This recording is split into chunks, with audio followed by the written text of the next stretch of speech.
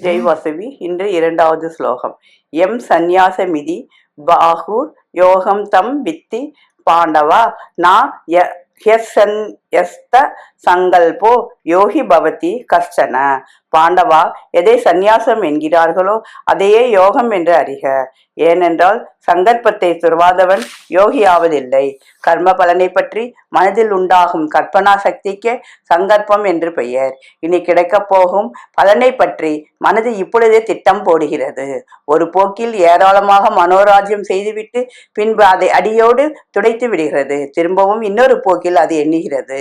ஒவ்வொரு திட்டத்திலும் கிடைக்கப்போம் பலனை பற்றிய எண்ணத்துக்கு ஒரு முடிவில்லை. இங்கனம் ஆசையின் வேகத்தால் அனந்த கோடி எண்ணங்கள் உதிப்பதே சங்கற்பம் எனப்படும். இதனால் மனம் சஞ்சலம் அடைகிறது. மனசலிப்பு இருக்கும் அளவு ஒருவன் யோகியாக முடியாது. ஆக சந்நியாசத்தால் சங்கற்பம் திறக்கப்படுகிறது. நன்றி, வணக்கம். இப்படிக்கு லதா சொரூபம் விருத்தாச்சலம்.